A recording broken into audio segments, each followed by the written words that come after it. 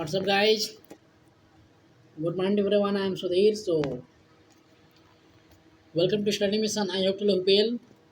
So, आज हम Hindi grammar का हिंदी ग्रामर का एक नया टॉपिक, एक नया चैप्टर स्टार्ट करने वाले हैं। तो आज देखते हैं क्लास 10th और 9th वालों का बहुत ही इम्पोर्टेंट बन जाता है और इससे कंपटीशन एग्जामों के लिए भी ये इम्पोर्टेंट बन जाता है। तो आइए देखते हैं, ये चैप्टर नया चैप्टर है, स्टार्ट कर रहे हैं हम लोग।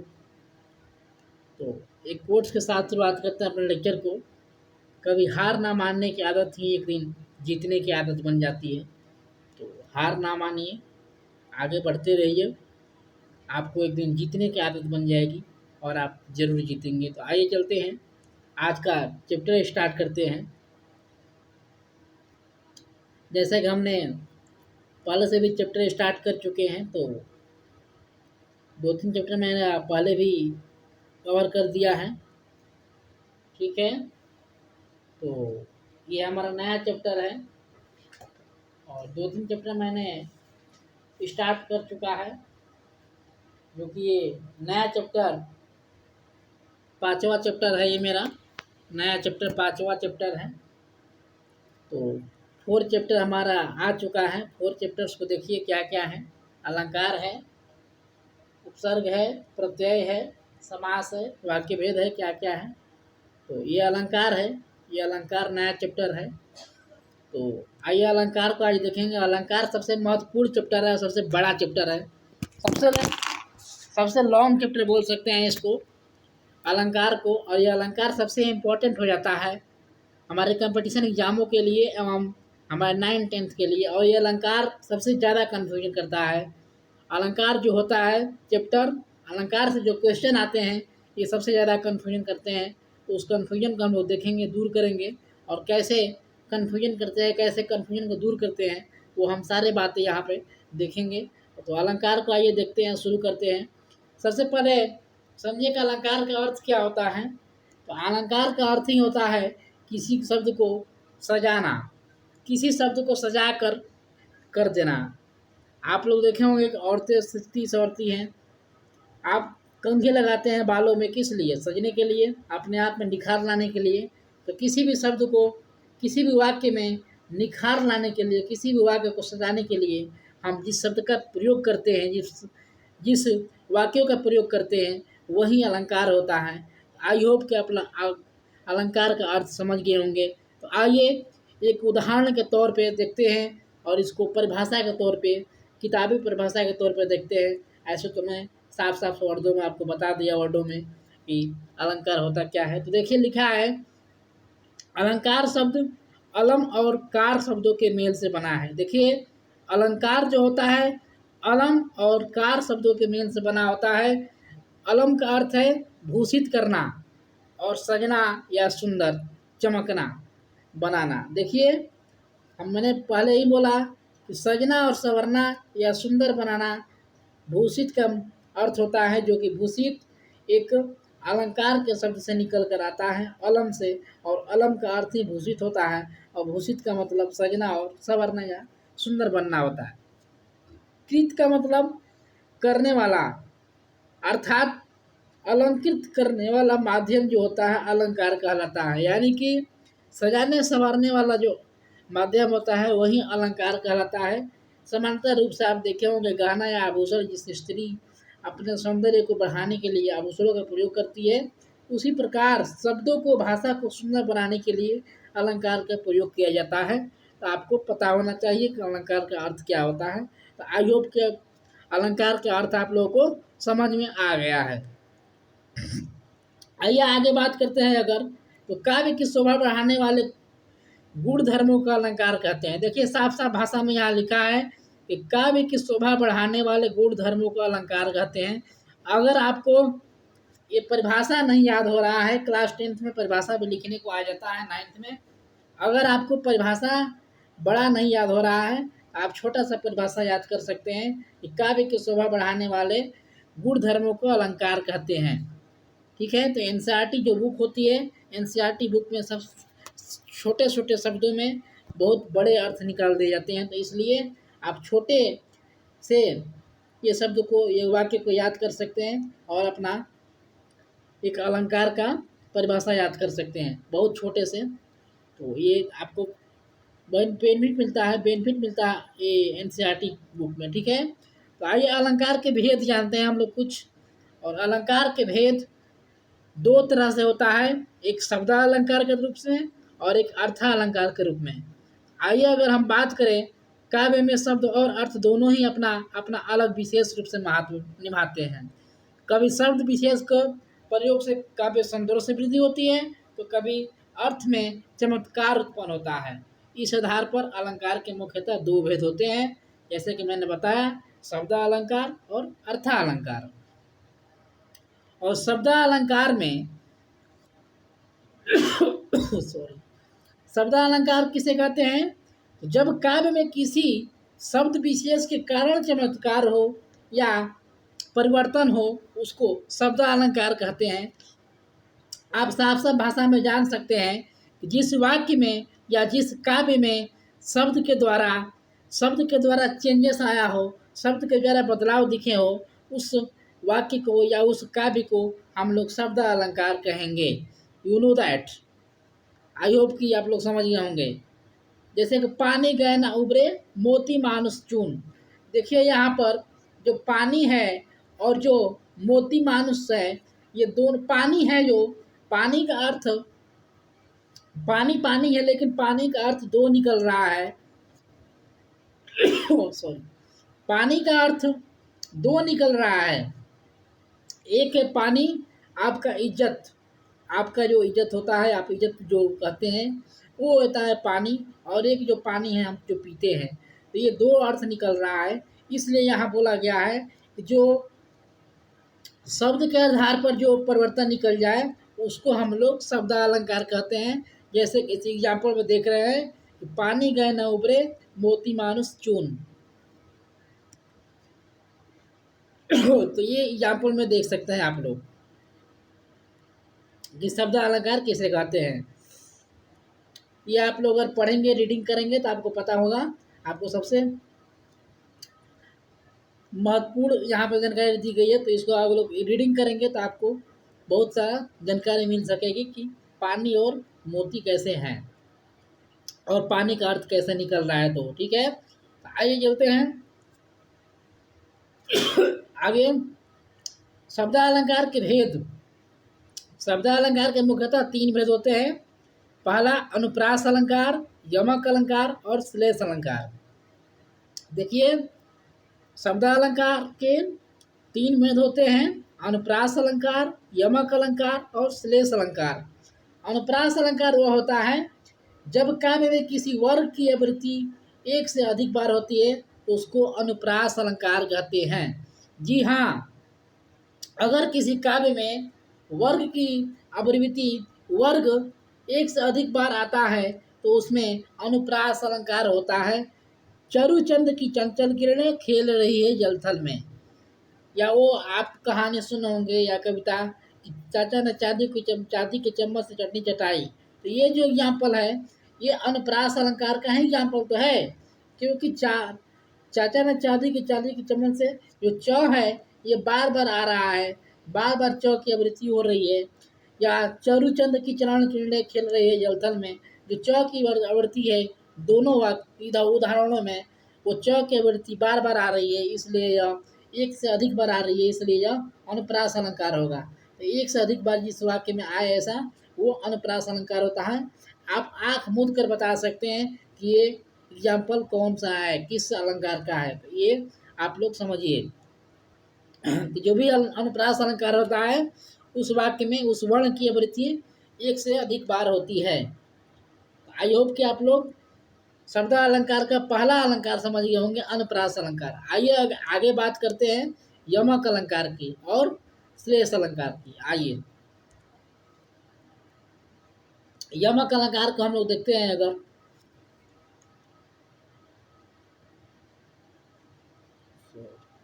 यमक अलंकार देखिए, यहाँ पे यमक अलंकार वो होता है जब काव्य में एक ही शब्द दो बार आता है और दोनों का अर्थ दोनों का बार अर्थ अलग अलग हो जाता है।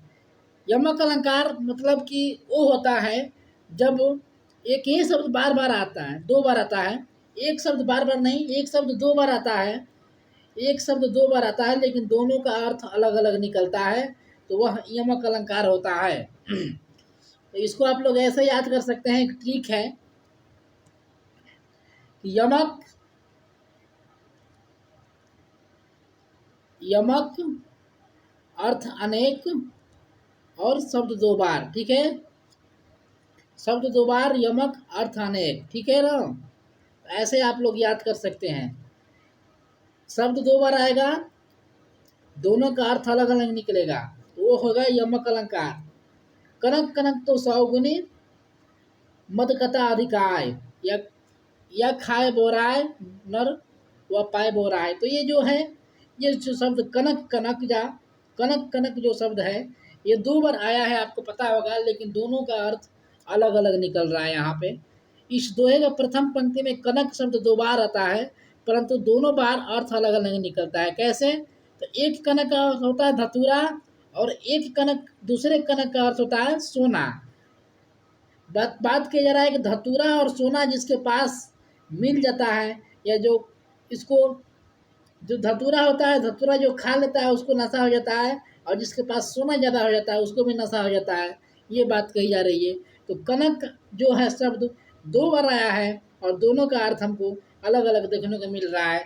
इसलिए यहाँ पे यमक अलंकार जो होता है, यमक अलंकार जो होता है, एक ही शब्द दो बार आता है और उसका अर्थ बार अर्थ दोनों का अलग अलग निकलता है, ठीक है। तो ऐसे आप लोग याद कर सकते हैं इसको। एग्जाम्पल के साथ मैंने बता दिया आपको। आइए तीसरे पे चलते हैं। शब्द अलंकार का तीसरा रूप है जो कि श्लेष अलंकार होता है। जब काव्य में कोई शब्द एक ही बार आता है लेकिन उसका अर्थ अनेक होता है।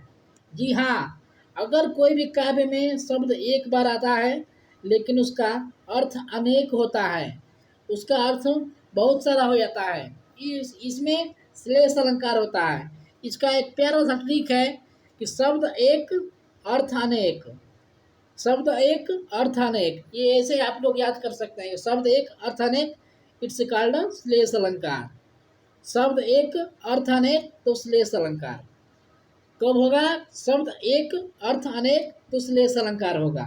जब शब्द एक ही हो लेकिन एक ही बार आता है शब्द, लेकिन उसका अर्थ अनेक बार होता है, तो श्लेष अलंकार होता है। शब्द एक अर्थ अनेक श्लेष अलंकार।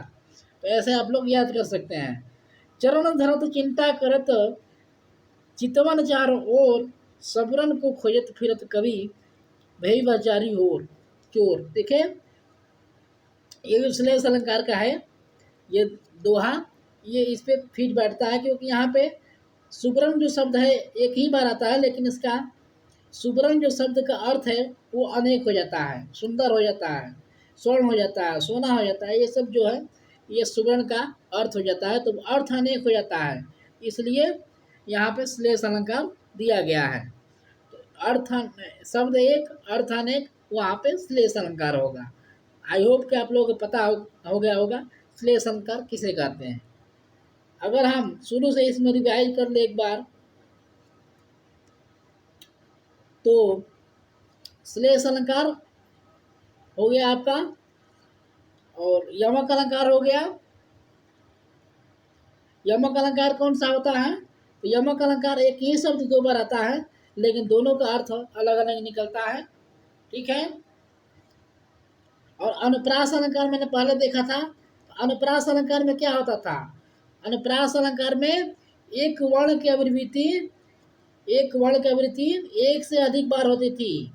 अनुप्रास अलंकार में क्या होता था कि एक ही वर्ण की आवृत्ति एक से अधिक बार होती थी।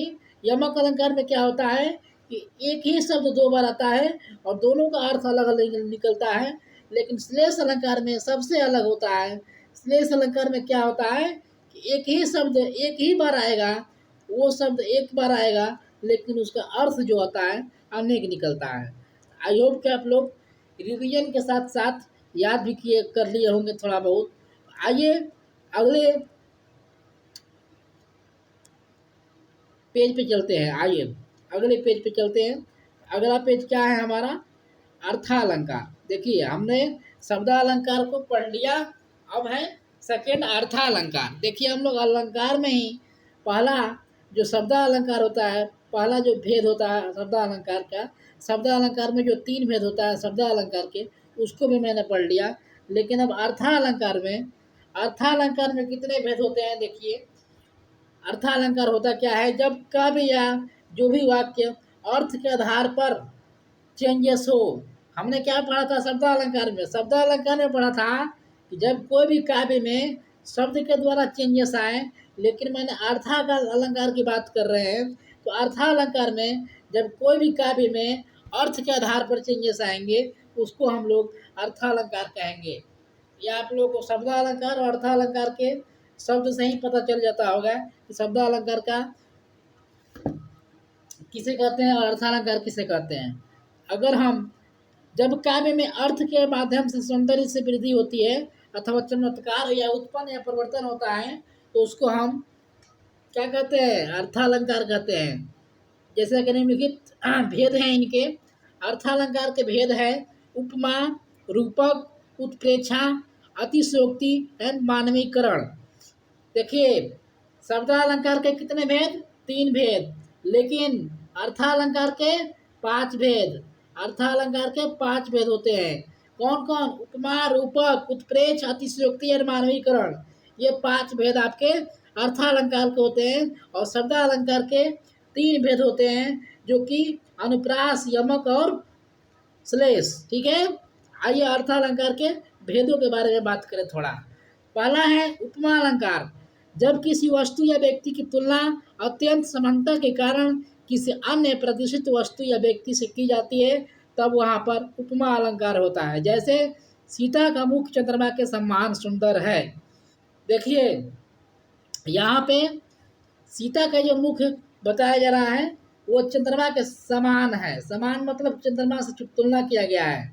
चंद्रमा से तुलना किया गया है सीता का मुख को। सीता के मुख को चंद्रमा से तुलना किया गया है कि समान है। तो यहाँ पे क्या होगा?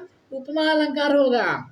उपमा अलंकार कब होता है? जब किसी वस्तु या व्यक्ति की तुलना किसी अत्यंत समानता के कारण की जाती है। अत्यंत मतलब अधिक से अधिक समानता के कारण की जाती है।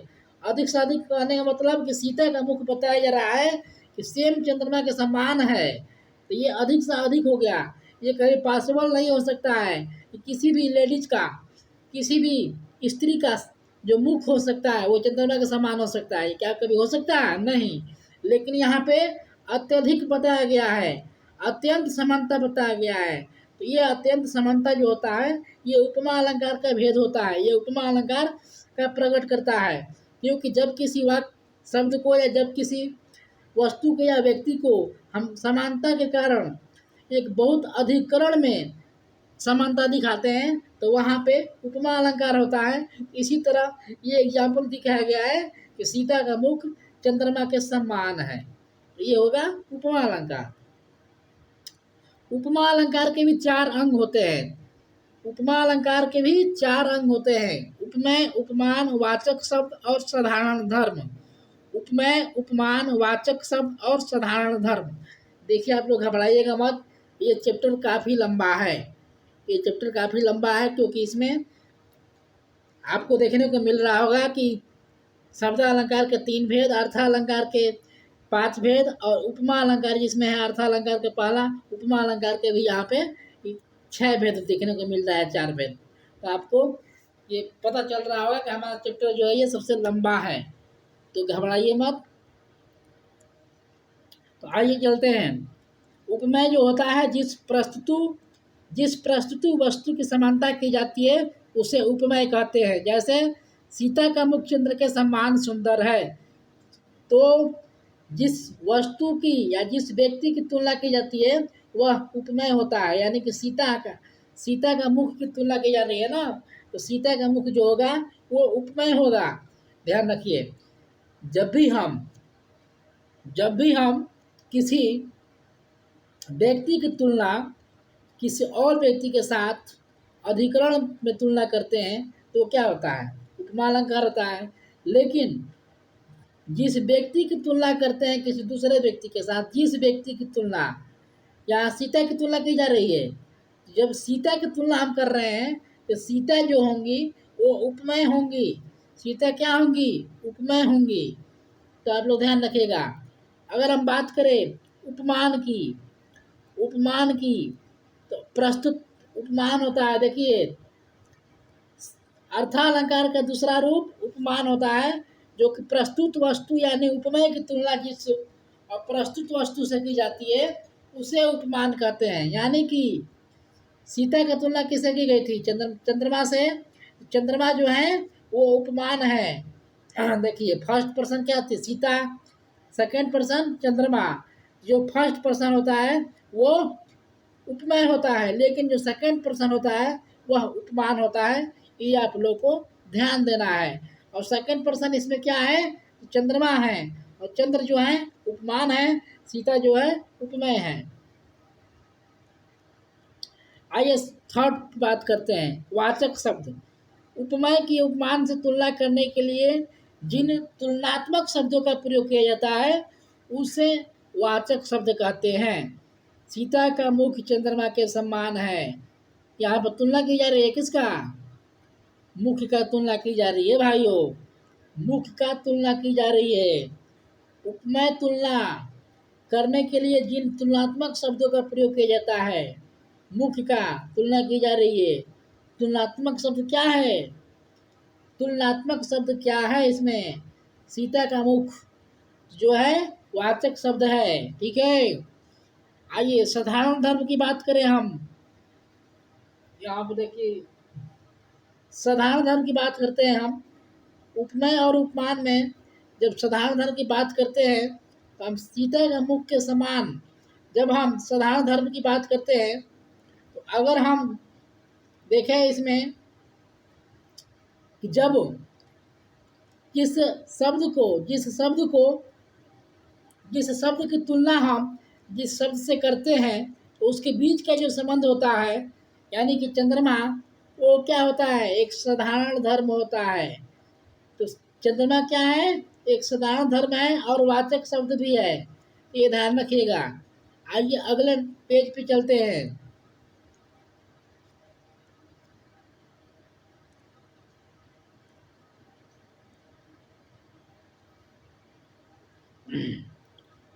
यहाँ आप लोग एग्जाम्पल दिया है, आप लोग देख सकते हैं। मुख, बाल, रवि, सम, लाल, ये सब देखे हैं, एग्जाम्पल दिया है। यहाँ पे उपमा अलंकार का एग्जाम्पल दिया है। उपमा अलंकार की पहचान करिए। हरिपद कोमल कमल से, हरि के चरणों की तुलना कमल से की गई है। तो कहाँ पे तुलना की जाती है?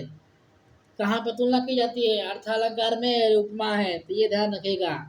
तो ऐसे ऐसे आप लोग को तुलना करना है। ठीक है। और ऐसे ऐसे आप लोग को यहाँ पे छांटना है ये कौन कौन सा अलंकार है। आइए सेकंड करते हैं रूपक अलंकार की बात।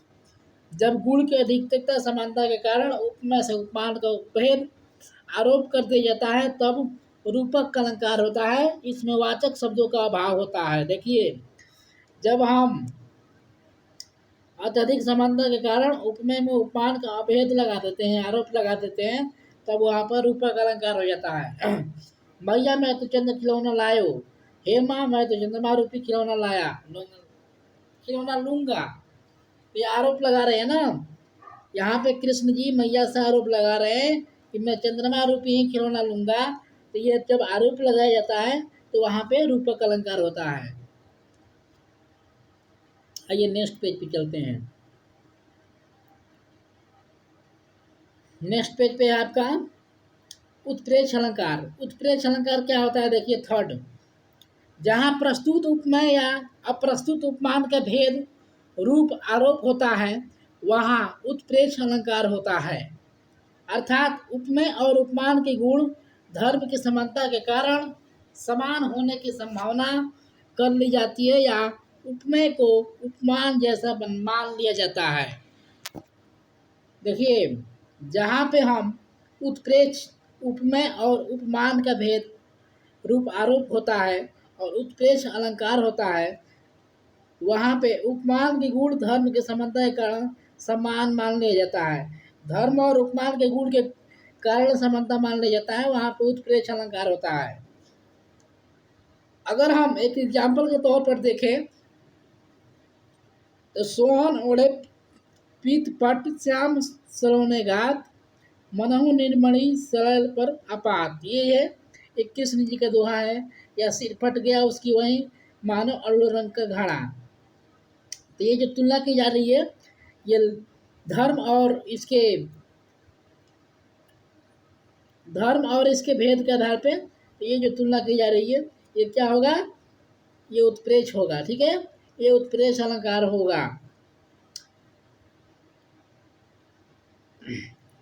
अरुण रंग का घड़ा और सिर फट गया, ये तुलना की जा रही है सेम सेम। ठीक है, तो ये जो तुलना की जा रही है धर्म के आधार पे, तो यहाँ पे होगा उत्प्रेक्ष अलंकार।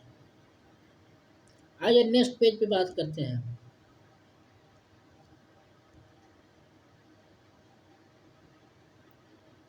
थर्ड हमने देख लिया।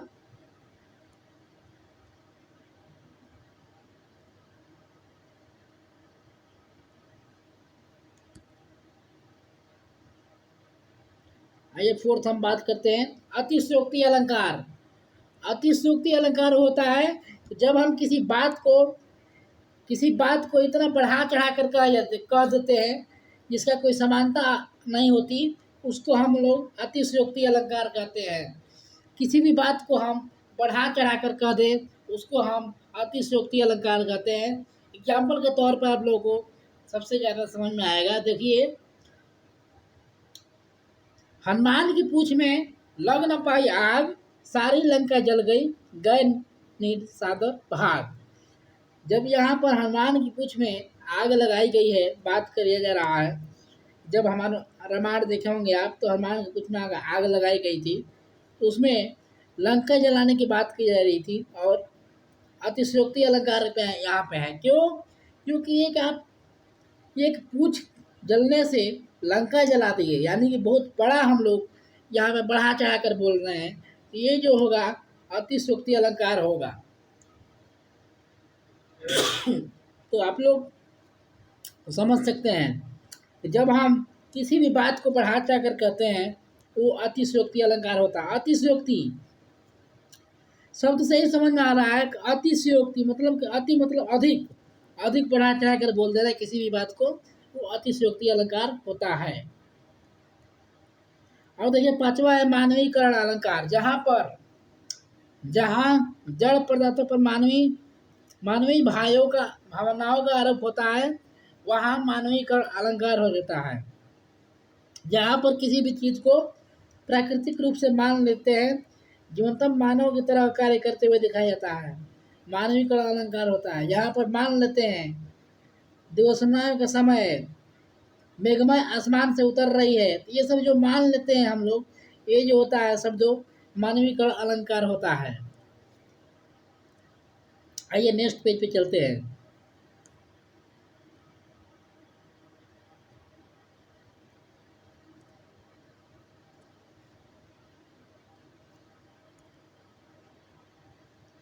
यहाँ आप लोगों को अन्य उदाहरण भी देखने को मिलता होगा, तो ये उदाहरण आप लोग देखेंगे और समझ सकेंगे। देखिए, यहाँ उष्मा को नायिका के रूप में प्रस्तुत करने से मानवीकरण अलंकार है। कहाँ पे? तो बीती बिगड़ी राक्षसी, ये जो है एग्जाम्पल, ये मानवीकरण का एग्जाम्पल है। ये जो एग्जाम्पल है मानवीकरण का एग्जाम्पल है, तो आप लोग देख सकते हैं। यमक और श्लेष अलंकारों में अंतर क्या होता है? तो ये देखिए, यमक अलंकार में एक शब्द यमक अलंकार में एक शब्द एक से अधिक बार प्रयुक्त होता है, लेकिन उनके अर्थ अलग अलग होते हैं। लेकिन श्लेष अलंकार की बात करें तो एक शब्द एक बार ही आएगा, लेकिन उसका एक शब्द के अर्थ एक से अधिक बार होता है। देखिए, यमक अलंकार में जो होता है एक शब्द एक से अधिक बार आएगा, उसका अर्थ अलग अलग होगा। लेकिन श्लेष अलंकार की बात करें तो श्लेष अलंकार में किसी एक शब्द के अर्थ एक से अधिक होता है, ये अंतर होता है। उपमा और रूपक अलंकार में क्या अंतर होता है? तो उपमा अलंकार में जो होता है, उपमेय और उपमान में किसी वाचक शब्द से समानता दिखाई जाती है, लेकिन रूपक अलंकार में उपमेय और उपमान में अभेद रूप आरोप लगाया जाता है। रूपक अलंकार में आरोप लगाया जाता है अभेद रूप, लेकिन उपमा अलंकार में किसी उपमान और उपमेय के वाचक शब्दों से समानता की जाती है। रूपक अलंकार में आरोप लगाया जाता है, जैसे कि श्री कृष्ण जी ने आरोप लगा रहे थे अपने माँ से कि हमको चंद्र रूपी खिलौना ही चाहिए। तो ये जो है रूपक अलंकार है, तो यहाँ आप लोग समझ सकते हैं।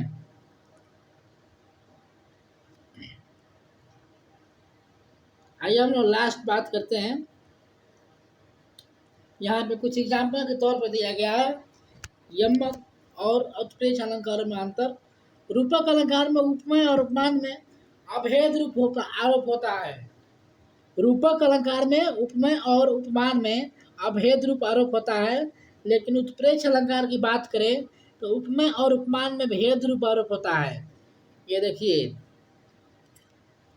रूपक में अभेद रूप आरोप होता है, लेकिन उत्प्रेक्ष में भेद रूप आरोप होता है। ये जो होता है, ये होता है अंतर हमारा रूपक और उत्प्रेक्ष का। अगर हम बात करें आगे, तो यहाँ कुछ आपके एग्जाम्पल के तौर पर दिया गया है। देखिए, एग्जाम्पल के तौर पे आप लोग देख सकते हैं यहाँ पे।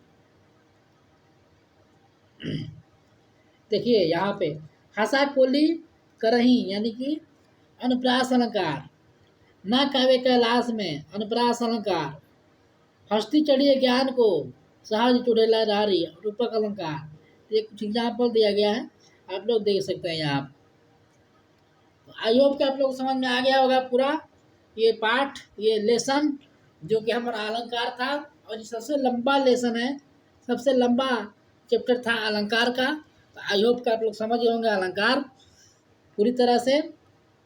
और देखिए, ये बहुत ही हेल्पफुल है अलंकार, सबसे ज़्यादा आता है आपके हर एक पेपर में, हर एक एग्जाम्स में।